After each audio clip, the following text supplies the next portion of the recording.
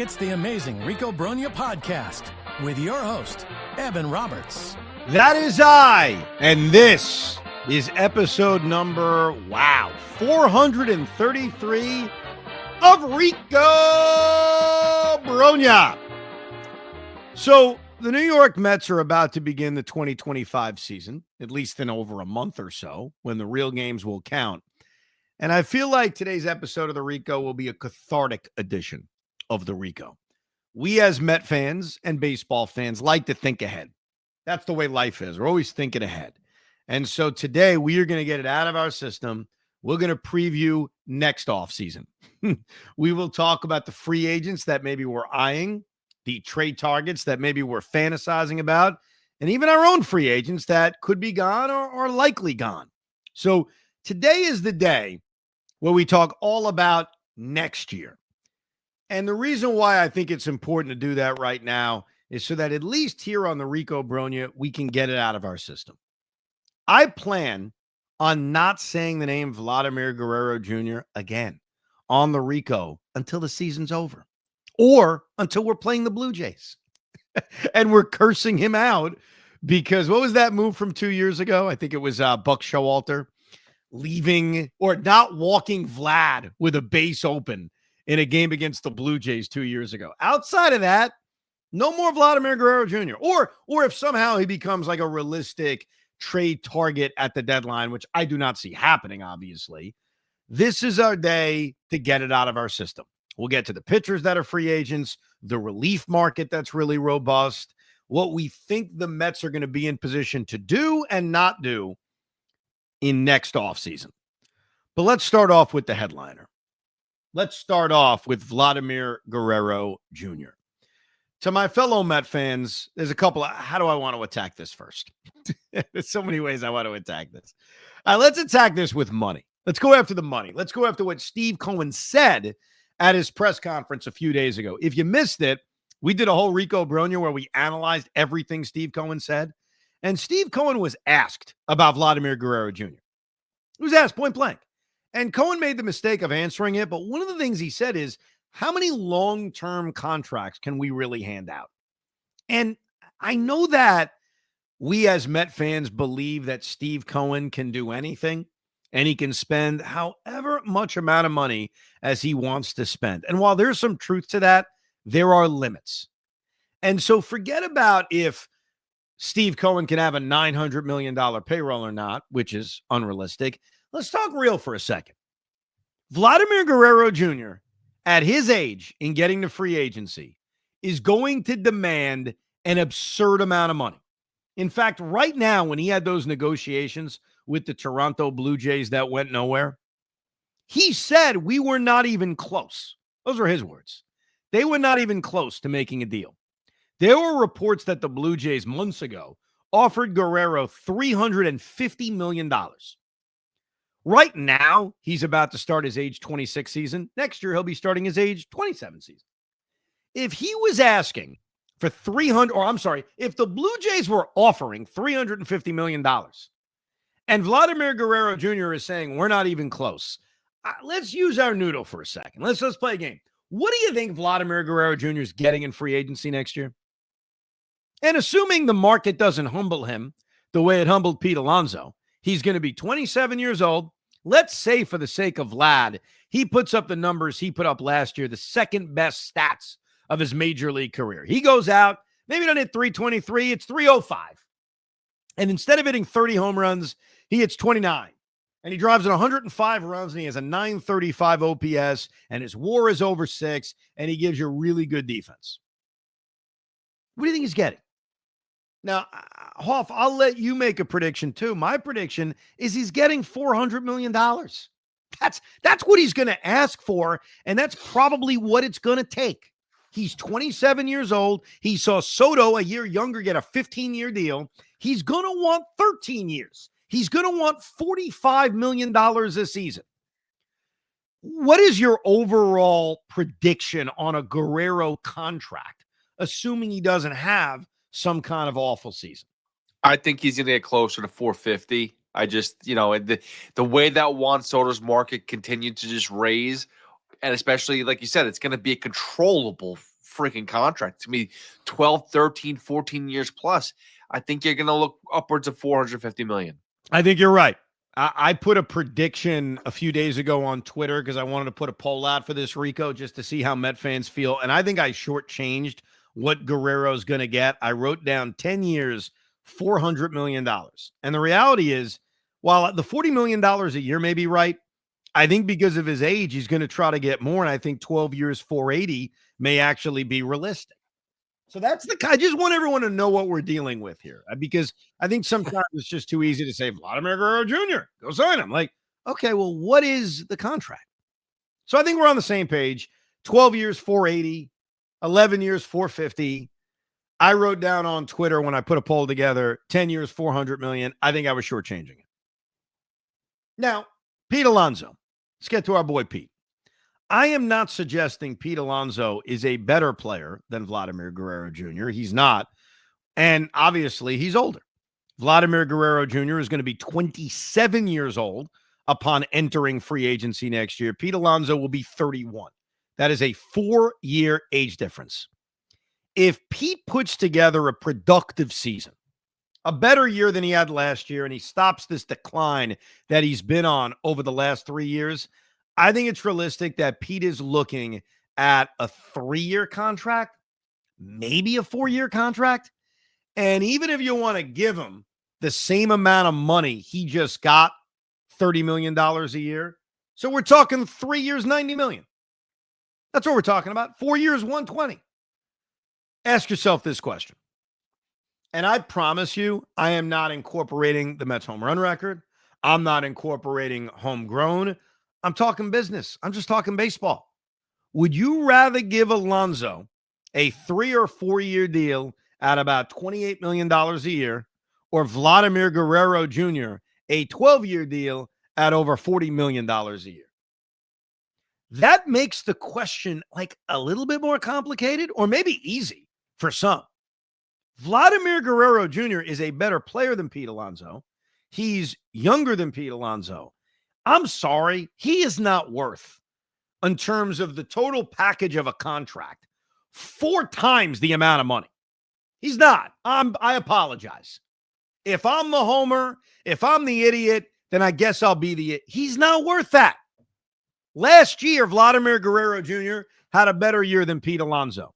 In 2023, he didn't have a better year than Pete Alonso. You know, we think of Pete Alonso hitting 217 and having a WAR just over 3. What if I told you his WAR was better than Vlad? He hit, let me count it up, 20 more home runs than Vlad. He drove in 32 more runs than Vlad and had a better OPS than Vlad. In 2022, it was the same thing. He had a better year, Pete Alonso. I'm talking about offense. Because defense is also very tough to measure. Vlad is respected defensively. Like, he did win a Gold Glove a couple of years ago. I do not know, unless I watched him every day, like where I'd rank him defensively. I'd say he's better than Pete, though. I'll give him that. But in 2022, they basically had the same average. Pete had an OPS of 869, Vlad 818. Pete at 4131, Vlad went 3297. And a year before that, Vlad had a better year than Pete. By a lot, by the way. 1,000 OPS, 48 home runs, huge season. But here are the facts. And I know age is going to scare people off. Totally get it. That's why I'm not giving Pete Alonso a 9-year contract. Over the last 4 seasons, 2 of those years, Pete has had better years. The other 2, Vlad has had better years. This year, you want to call it the tiebreaker? Want to call it the game 5 and a best of 5? We'll see. I think it's likely that Vlad will have the better year.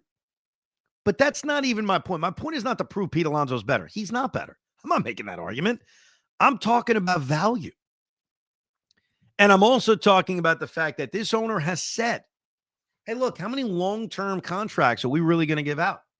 How many $400 million contracts are we going to give out? And while if there was no budget, if there was no end in sight, and Steve said, I don't care, I'll give out all this and I'll continue to do it, then fine, sign him. He's a better player. Who cares, right? Makes things very easy. Fine, sign him. Doesn't matter.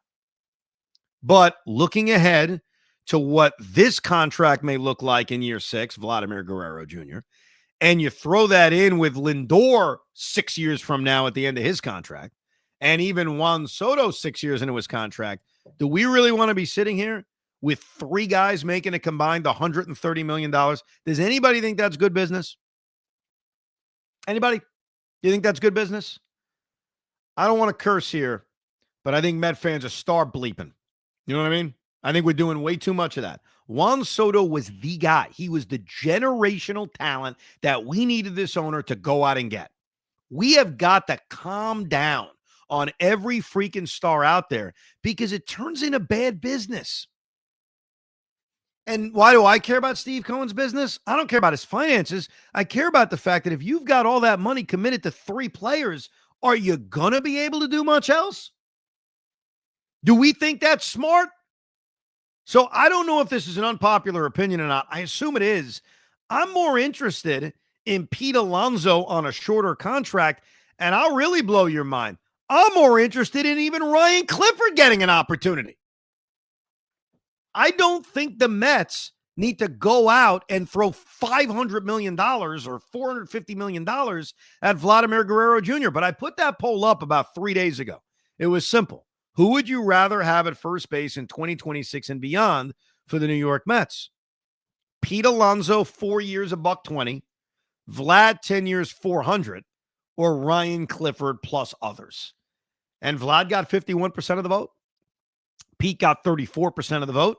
And the youth of Ryan Clifford got 15% of the vote. What's going to make this difficult is those 3 guys, including Clifford, are about to have a baseball season. How they perform will dictate people's answers. If Pete has a big year, people are going to want him back. And I'm not convinced that even a big year is going to somehow lead to Pete getting some kind of big-time contract. Hoff, I really genuinely don't know your opinion on this. There's a chance that you're going to turn that microphone on and be very upset with me. There's a chance that you're saying, no, I'm totally with you. So I have no idea, but I think I stated my case on why Vlad is a dumb decision to go after. What say you? I'm a Pete guy off the bat. So Pete Alonso is always my first take on this because, again, you want to talk about money. It's going to be cheaper. You want to talk about, just he can play in New York, even though last year was a bad year. And we could talk about the optics of the past couple of years haven't been very good. I mean, still, the guy has no problem smashing 40-plus home runs almost every year. I think that you can keep Pete Alonso around and still sign another big offseason move to the outfield. I really think that's a possibility. Meanwhile, you have Vlad Guerrero. He takes up that first base spot, and I don't know if you could do another big move off of that. And I think that they do need more moves. And again, you want to talk about pitching staff, they're going to have to rework that pitching staff again. There's a whole slew of things that the Mets are going to have to do in 2026. And giving out that kind of contract, as much as we think Steve Cohen is Daddy Warbucks, is going to preclude you from doing a lot else. This is not, I know there will be people listening who will just say, you just love Pete Alonso. It isn't even about Pete Alonso. It's about, do you want to be locked in on a long-term contract knowing what it impacts you in other areas? Like, the appeal of Pete Alonso is not that he's homegrown or he's going to break the Met home run record. It's 3 or 4 year deal versus a 12-year deal. I think there's a significant difference.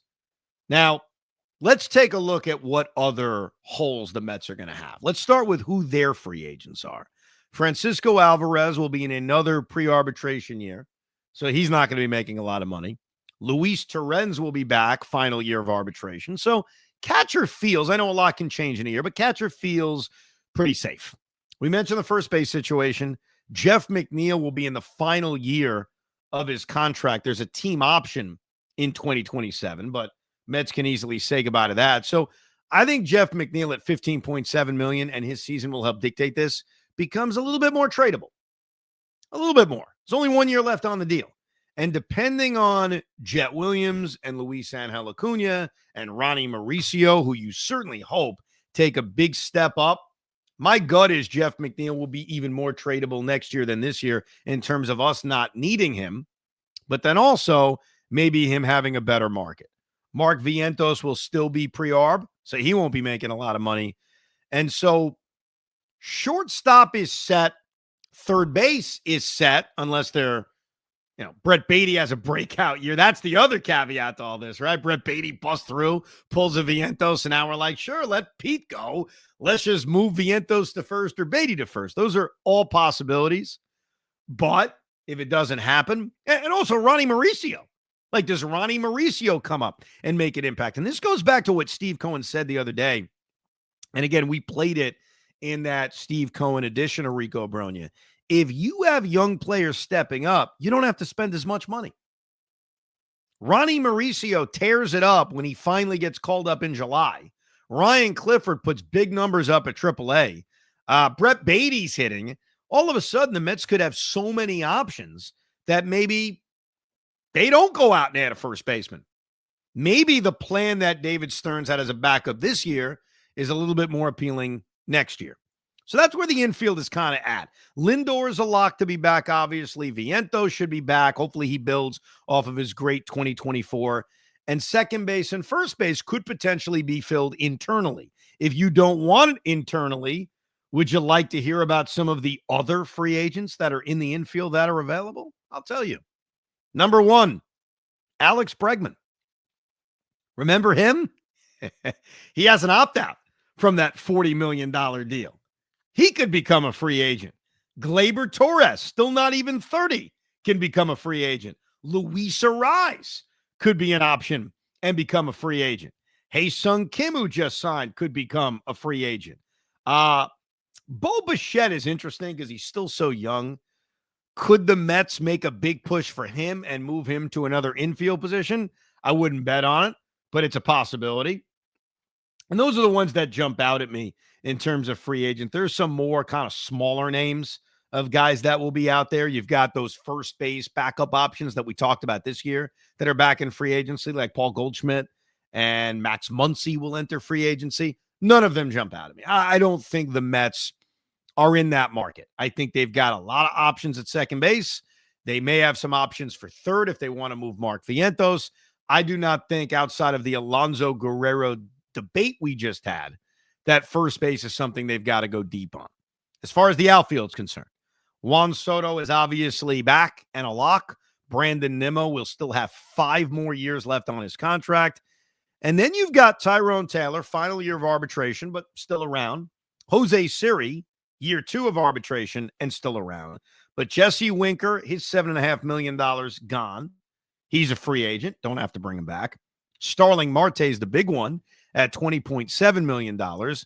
He's potentially not back. So DH and center field, if you still consider it open, I doubt Taylor or Siri firmly take the job, become open. Here's where I'll disagree with Pete. He said the Mets are going to have to go out and add an outfielder. If Drew Gilbert is ready, if Jet Williams has declared himself as, hey, that guy should be a major leaguer and he should probably do it as an outfielder, you've got yourself 2 pretty good options to play center field in Drew Gilbert and Jet Williams. DH can be open. Maybe that becomes one of the young players like Ronnie Mauricio, and Steve Cohen is fulfilling his dream of not having to spend money. But if you do want to spend money, there are some pretty good outfielders out there, led by Kyle Tucker. The appeal of Kyle Tucker is how great he is defensively. That sweet swinging left-handed bat, his ability to steal a base. He's just a really good hitter. But it also gives you the possibility of saying, forget Vlad, forget Pete, move Juan Soto or Brandon Nimmo to first base, and Kyle Tucker plays the outfield. I'll tell you right now, Hoff, I know you love Kyle Tucker. I do too. That scenario I just laid out doesn't feel like a realistic thing, that they would move Soto or Nimmo to first base and say, all right, Kyle Tucker, you're our big investment to play right field. No, you're right. They'll just go and buy Kyle Tucker and keep everybody else. And Pete Alonso. And no, you're right. It is very unrealistic, but I would like to dream. Listen, and that's the whole thing about Vlad Guerrero Jr. too. Like, it'd be nice to say, hey, let's bring in Vlad Guerrero. and still keep Pete Alonso. It'd be nice to keep Pete Alonso and bring in Kyle Tucker. And, you have your DH. You have Tucker could play center field type of deal. Can I give you a better option that I can't say better in terms of these players are better. I think they're better in terms of flexibility, which clearly the Mets are going to want, right? Because I think what's so difficult about this is we talk about these young players as hypotheticals. Like Drew Gilbert's got to stay healthy and have a good year at AAA and maybe get to the major leagues before really saying, hey, you're the everyday center fielder. Or Ronnie Mauricio, coming off a torn ACL, has to perform at AAA, maybe show us something at the major league level before we say, okay, you're ready to go. Same with Ryan Clifford. So it's tough. I can't eliminate all free agents. Otherwise, this podcast is a dud today. So I do want to include some, but I'm going to give you two guys. If you want a first baseman and a DH, and from a year's perspective, you're not going to have to give them a lot of years. And in the short term, as you remain flexible, hoping that some of your players contribute, these two guys make you better. Number one, Pete Alonso. I already laid out the 3-year contract. How about this DH? And you're going to like it. And I don't think you're going to have to give this guy a long-term deal. Kyle Schwarber. Yeah, I get it. I get the bad, Kyle Schwarber aspect. Can you imagine that middle of the order? If you keep Pete on a 3-year deal, you get Schwarber on a 2 or 3-year deal. You got Schwarber DHing. You got Soto in right. You got Nimmo in left. Again, you leave center field for the youth. You got Pete in the middle of the order. You got Lindor. You got Vientos. I mean, that is a freaking lineup, and it allows yourself to remain flexible and allows your younger players opportunities and eventually the chance to take some of those jobs. And Kyle Schwarber's how old next year? Kyle Schwarber next year is going to be about 33 years old. Okay. So he still has the power. The power's not going to go anywhere. His batting average is continuously like in the low 2s. I mean, his on base though is pretty high. And again, his slugging is just through He's the a roof. slugger, man. He had 46 home runs, 47 home runs, and 38 home runs. He's just a masher, and he's an easy DH. Like, I'm not sticking him in the field. So that's an option. I'm just giving you the options as opposed to the let's give out mega contracts. We haven't given up enough mega contracts. Let's just keep giving them out. Kyle Tucker, Vladimir Guerrero Jr. Like Pete Alonso and Kyle Schwarber aren't better than those players, but from a value standpoint, they are because you remain flexible. And I do think both of those guys are not getting 10-year contracts. They're getting 3 or 4-year contracts, maybe even less as they're in their 30s. Right. No, and it seems like the older you get, even if it's 31 or 32, a lot of these guys are just taking 1-2 year deals with a 1-year opt-out or whatever it is, but maxing out that first year and then see if they could do it again. So they're betting on themselves. Another name that you didn't say, and I kind of do, I'm not sure this is maybe more if Pete Alonso doesn't come back and they don't really have a first baseman, they move Vientos to first base. But Eugenio Suarez, I mean, the guy, he's been, again, another one of those Schwarber type of guys where he has power. He does play a good third base, but if I'm correct, too, is defensively a little bit better than some of the other guys. But he's got the power. He could play third base for the Mets if needed. Boy. When we talked about Eugenio Suarez a few months ago, he was a backup plan. Now you're looking at him as a 2026 option. I mean, but again, that's if they choose not to go back to Pete Alonso and they want to bring somebody in as a DH / fielder. I'd love to replay this podcast for us on November 1st, 2025, because there's so much that is going to be different. And it's not just Pete Alonso's season or Vlad's season. A lot of it's going to be these young guys because, sometimes we're afraid to trust a young player until the young player takes it. Mark Vientos took it. No one in their right mind was suggesting we don't trust Mark Vientos off of last season. And so the hope is there's somebody on this roster. Maybe it's Ronnie Mauricio in the middle of the season. Maybe it's Brett Beatty. Hopefully it's somebody, because I do think when you have success, it's not just the veterans all coming through the way you expected them. It's some young players coming through. And I think that'll change how we view the position player kind of allotment? Because I think there's a decent chance we're sitting here saying they don't have to spend big money on free agents. They already have them. They already have guys.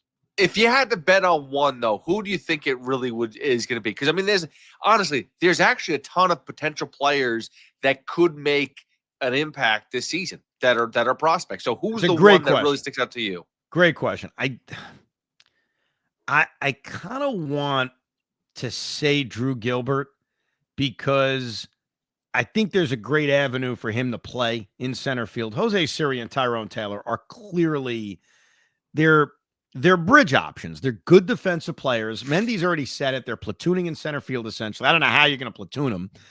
They're both right-handers. They're both plus defenders. So I guess it's a day-by-day basis. It's a hotness factor. It's who does better against splitters versus fastballs and the pitcher they're facing that night. But that's going to be the predominant of the time center fielder. So I see an avenue where Taylor and Siri are who they are. If Gilbert tears it up at AAA, easy avenue for him to be the center fielder. With Beatty and Acuna, it's clearly second base, maybe DH for their opportunities. I don't want to say Mauricio because I think that missing a year is a bigger deal than we're all letting on. I think he almost needs a full season down there to tear it up. But I'm going to say Drew Gilbert. I think Drew Gilbert's the guy who we're sitting around November of next year saying, boy, you better make room for him. Look, the Met outfield has a chance to be set for a long time. You're set with Nimmo and Soto, barring you move them to a different position, and you're hoping that someone, maybe not right away, obviously, takes center field. Jet Williams could eventually just be that guy. I'm still not completely ruling out Luis Angel Acuna, even though the Mets seem to be less interested in him playing a lot of outfield. But I would say Drew Gilbert is my pick to click in 2025. Who's yours? I do want it to be Ronnie Mauricio, but for what you said about the injuries, I mean, it makes sense that he doesn't make a big impact, but I really want it to be him. I think that he's so special. I think, again, we probably have to wait another year for him to really get his fair time. But I do think that the other guy is Luis Angel. I just, for some reason, last year he had a taste of it, and he performed well. And you got to love it. Listen. It's a different season. Let's see how the playing time works out. But I mean, there's a role for him. You know, if McNeil doesn't play a lot, they have time to share at second base. Let's get to the starting pitching because I think this one is fascinating. Over the last 2 years, we've gone into these off seasons saying, boy, they got to add an ace. And David Stearns has clearly shown you he's not really interested in going into that territory with pitchers, especially in their 30s. Before we get to the free agents, we need to address the fact that the Met rotation in 2026 may already be set. Kodai Senga is signed for 2026. He's not going to be able to hit that opt-out option. We talked about it. He needed to hit a certain amount of innings. He's not. So Senga will be here making $15 million in 2026, which is a bargain if he gets back to the way he performed in his rookie season of 2023. Sean Manaea will be in year 2 of a 3-year contract, making $25 million a year. David Peterson will be in his free agent year. He's going to be a free agent. This will be his final year of team control in 2025. And again, hopefully David Peterson builds off of the incredible work he did in 2024, but David Peterson is under contract. Clay Holmes is under contract. He's guaranteed $13 million next year, which also could be a bargain if Clay pitches well. I've already named 4 guys that are all signed. Now, things can change with Clay Holmes. I admit that. Clay Holmes could eventually find himself back in the bullpen making $13 million a year, but that would not be a good result. That means his attempt to be a starting pitcher was a failure. Frankie Montas has an opt-out. He is already going to miss the first 2 months of the season. If we had to guess right now, is Frankie Montas opting out of $17 million a year? I'd lean towards no. Not impossible, but I'd lean towards no. That's 5 starting pitchers.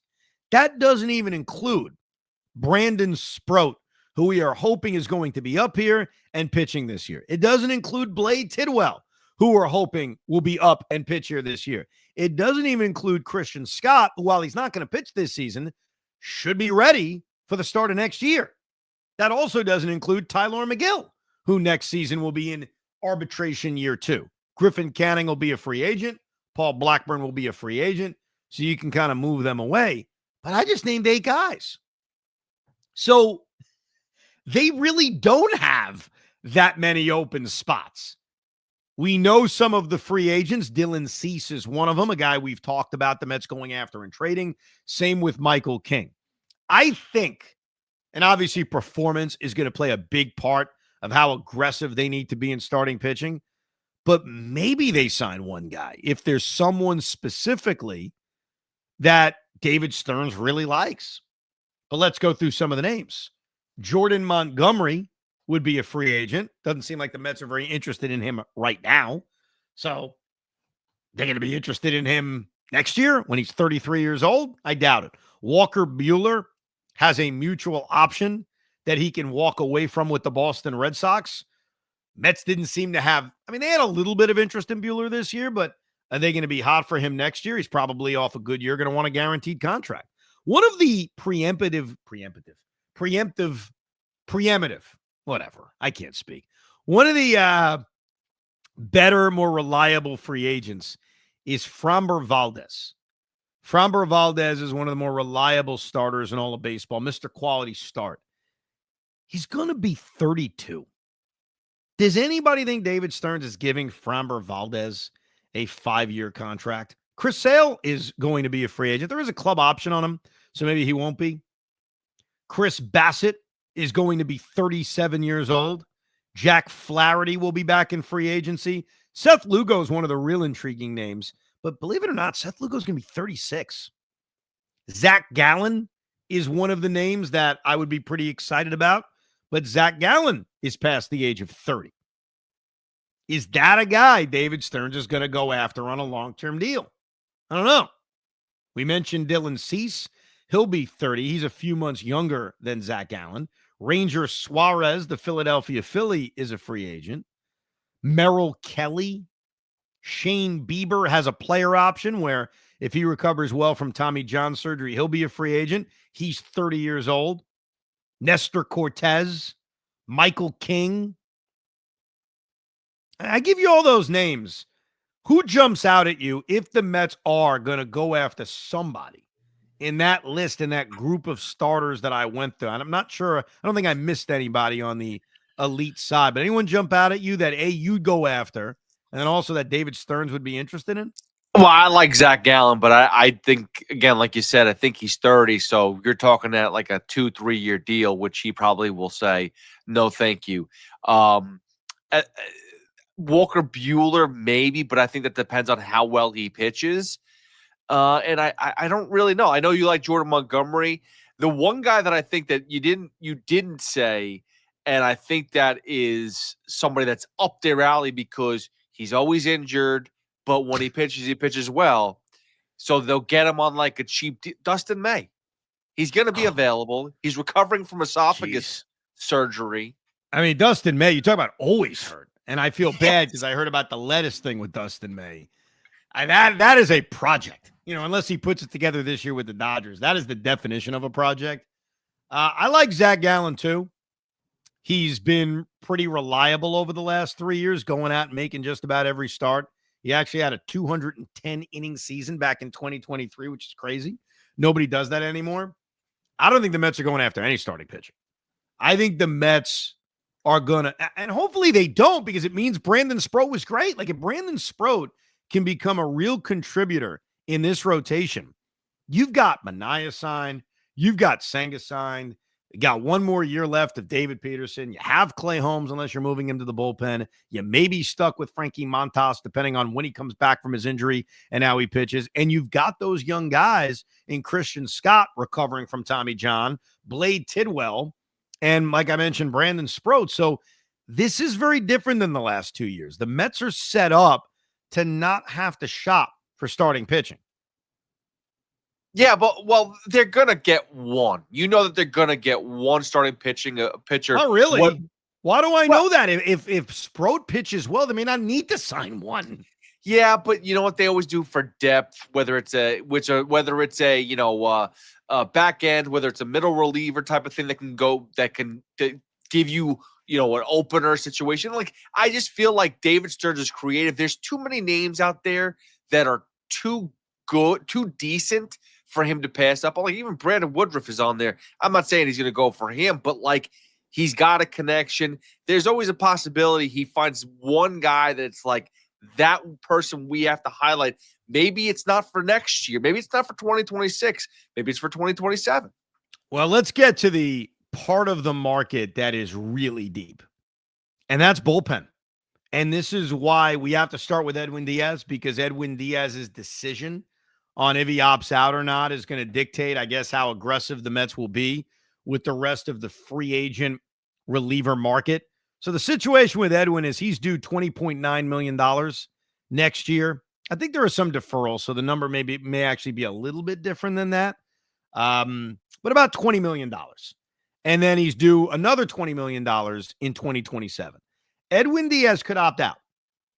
And if he opts out, A.J. Minter also has a contract expiring. Ryan Stanek also signed a one-year deal. Now, A.J. does have a player option, but assuming A.J. Minter exercises the PO, the Mets will lose Diaz, they will lose Minter, they will lose Stanek, and so their bullpen would be Reed Garrett, assuming he's still around, Dednell Nunez, Huascar Brazaban, Jose Budo, but the top-level arms are all going to be gone in free agency, or at least available for any team to sign in free agency. I'm going to go through some of these reliever names. These are really good. This is a really good market if Edwin Diaz decides to join them. Raisel Iglesias of the Atlanta Braves. Can't stand him because he's been a Brave the last couple of years, but one of the better closers in baseball. Kirby Yates signed that one-year deal with the Dodgers. He'll re-enter free agency. Devin Williams of the New York Yankees. The Yankees made the big deal for Devin Williams. He will enter free agency as one of the better closers in baseball. Ryan Helsley, still of the St. Louis Cardinals, would enter free agency as one of the better closers in baseball. Jordan Romano's interesting. Remember, Jordan Romano got non-tendered, and he ended up signing with Philadelphia. I could certainly see him kind of re-upping his value a little bit, getting back to form, and he being one of the other top closers available in free agency. Kenley Jansen, he'll be 38 years old. He'll go back into free agency. Andrew Kittredge, there is a club option on him, so keep an eye on that. He'll get to free agency. And that is a pretty damn good list of some relievers. Chad Green, the former Yankee, he would get to free agency. Hunter Harvey, Sir Anthony Dominguez would be a free agent. It's pretty good. Luke Weaver. How can I forget Luke Weaver, who has blossomed into one of the better relievers in all of Major League Baseball. Yankees will be looking at Devin Williams as a free agent. They'll also be looking at Luke Weaver as a free agent. It's not bad. Would you agree, Hoff, that is a very deep class of elite level to pretty damn good relief pitchers? Yeah, like I don't want Edwin Diaz to opt out. I mean, especially if he pitches well. But I think you have a lot of good backup answers. And again, Devin Williams to me is the guy that I really want. I don't know if they're going to go that route because, again, like where's eventually you're going to have to get guys that are the price tags aren't as high. So they're always looking for experiments. But I do think that there's enough to go around. The thing is, if Diaz opts out, I said this recently, if he opts out, there's a good chance that the Mets are going to say, see you later. But when you look at his age, Edwin is going to be a little bit short of 32 when he enters free agency. That's not that different than Devin Williams. It's not that different than Ryan Helsley. They're all kind of in that same age demographic. You don't have a lot of guys that are in their 20s. You don't have a lot of top relievers that are that young. So I look at this class and I wonder, all right, how does that affect Edwin Diaz? Does Edwin Diaz say, that's such a deep class, I don't want to compete with Devin Williams as a free agent? But if he has a big-time year, he can't do better than 2 years, $40 million. Logic would tell you he'd be able to. The good news for us is if Diaz leaves, there's so many options. Now, ideally, I'd love two of these guys. And this is where we go back to the Mets signing starters, or the Mets signing bats. If the Mets go out and youth really delivers, and they feel good about Christian Scott coming off Tommy John, and Brandon Sproat really looks good in the some odd 7-8 starts he makes this upcoming season, maybe less, maybe more, we'll see. And they don't feel a need to chase a starting pitcher. And they don't feel a need to chase much offensively outside of maybe keeping Pete Alonso, maybe going short term with a Kyle Schwarber at DH. Then that leaves a lot of money that you just got off the board. Wouldn't you want to go aggressive on relievers? Like, wouldn't you fantasize about, all right, let's build a super pen? You know, we don't have to spend on offense because of the youth. We don't have to spend on starting pitching. Maybe the money we spend is Devin Williams, Edwin Diaz, and Andrew Kittredge. I'm just saying, I'm fantasizing. I'm spitballing for next year. But that's the beauty of the youth coming through. Now, you could say the same thing about the bullpen. Maybe there's a reliever. Maybe Tyler Zuber comes up and is one of the best relievers in baseball. Like, you never know, obviously. Relievers are fickle as all hell. The only ones that aren't are the top closers. But I think this market, the closer reliever market, to me, is more appealing than dipping my toes in the other market. Again, here's the other thing too, though. Like, there's a possibility that some of these guys get extended during the year, so they might not be available. Like, again, if Devin Williams is pitching well, I would think that the Yankees are going to try to work an extension with him. I don't think they're going to let him get the free agency if he's that good, and we know he is. But yeah, no, I mean, but you name 3 names where it would be a stacked bullpen. But you could switch those around with so many different guys too. So if something happened, and I'd be more comfortable going to the, I don't want to say that I want to go and rely on the youth 100% for the other positions, but I think the better place to go for free agency, like you said, is the bullpen, because every year it changes, and I don't know if I want to rely on the youth movement for a bullpen. I don't know if I could do that. Let's get to some of your emails as we preview the 2026 offseason, the ricob@gmail.com. Joe writes, guys, the Mets will not be in the running for Vlad Guerrero Jr. next year. Like you said on the Fan the other day, Uncle Stevie basically told us they aren't interested. I'm happy about it, though, because with his body, he's essentially the second coming of Prince Fielder. The Mets should trade Squirrel, Jeff McNeil, for a prospect and get Ryan Clifford some reps at first base, left field, and DH. Acuna will take over second base full-time. Let's be honest, no one likes Jeff McNeil anymore. We're all sick and tired of his moaning and puss face. It's not a surprise the team had their best games last year without him. Jeff McNeil is that guy. And you know what that guy means? Every Mets season, I think my entire life, there's one guy that the fans are looking to boo. One guy that the fans are done with. Jeff McNeil is that guy. And if he gets off to a slow start, he's going to hear it.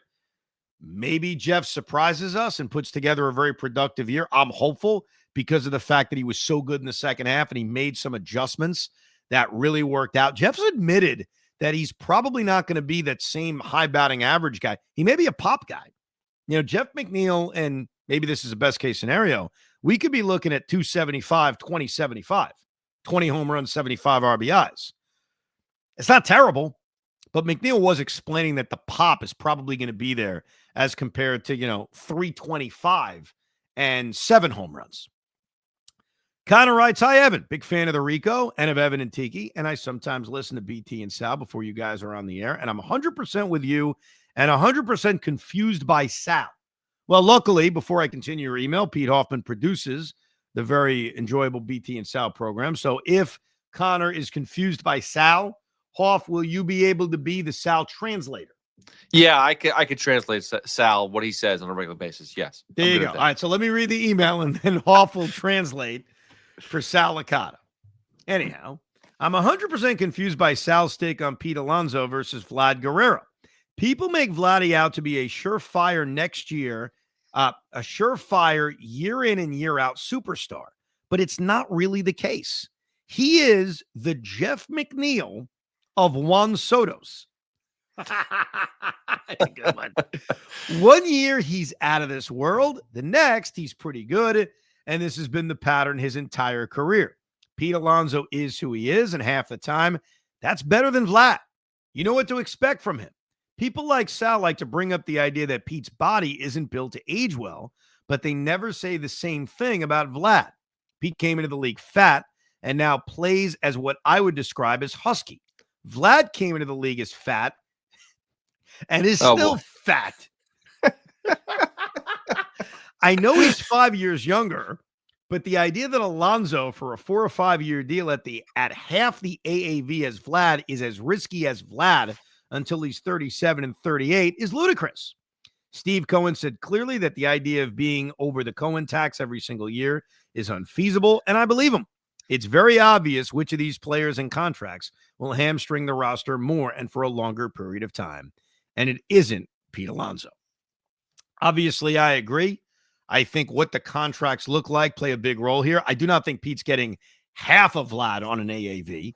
I think Pete can get 27, 28, 29, 30 million. I think Vlad's looking at 40. So it's more. It's not double. And yeah, Vladimir Guerrero Jr., and I laid out the numbers at the top of this pod, if you missed it. Pete Alonso has been better than him in half of the last 4 years. That's just the reality. Now, the best of Vlad has been amazing. Like last season, I think he's a better player than Pete. But I kind of agree. I don't know if I'd say he's the Jeff McNeil of Juan Soto's, but I think we're overrating him. Like, we're going nuts about the season that Pete Alonso had last year, how much of a down year it was. Let me read you Vladimir Guerrero Jr.'s numbers just a couple of years ago. He's still only 25 years old. He's about to turn 26. But in 2023, he hit 264, 26 home runs, 94 RBIs, and a 788 OPS. Isn't that the year that everybody's crapping on Pete Alonso for having last year? Except Pete had 8 more home runs. The OPSs are basically the same. So there is a little bit of a hypocrisy when we talk about Vlad. Again, I think he's a better player. I'm not arguing that. But let's look with a more critical eye at what he's done. He's not a surefire thing, considering he went from 1,000 OPS, and within 2 years, he bounced down to a 788. Luckily, he bounced back last year, but what does he do this year? What if he goes back to 2023? Right. Well, I think that the hope is that he's about to hit his prime, right? Like, so that he's going to bounce back, and then we're going to have like 2 guys in their prime that are like Hall of Fame caliber players in Juan Soto and Vladimir Guerrero Jr. The one thing is, though, that they talk about, or a lot of people talk about Pete Alonso's defense, how bad it is.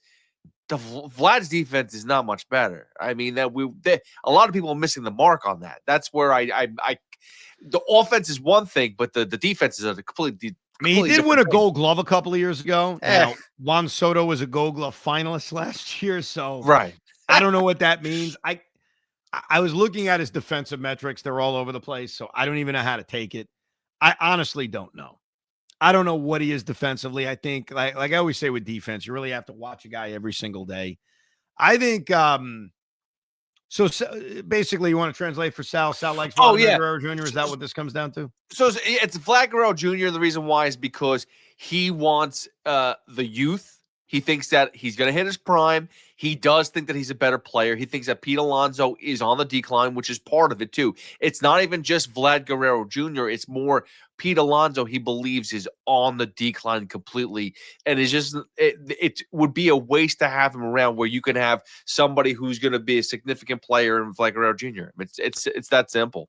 Let's say Pete is on the decline, and he has been statistically. Doesn't mean it's a physical decline on why he's struggling. It could be as simple as, and this is what Pete has said, that there were certain things he's doing while batting that he just hasn't cleaned up, and he feels better about that coming into the season. It could be a mechanical thing. We all assume it's because he's older, because he has pressure on him. Like, that's the basic stuff. Doesn't mean it's actually true.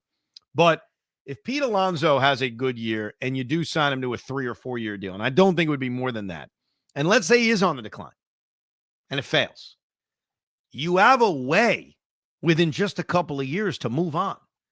Vlad, it's going to be an 11 or 12 year contract, and you're not going to have that ability if he ages poorly, which is certainly possible considering his body type. So it's not about Pete's better. Pete's not better. I'm not arguing that. It's about the flexibility that a shorter term contract would give you versus a longer term contract. And look, to our last emailer's point, Vlad Guerrero Jr. is not Juan Soto. He's not. And so when you give Juan Soto a 15-year contract, you do it eyes wide open, and you feel good that it will age well. I don't feel that way about Vladimir Guerrero Jr. So I do agree with Connor.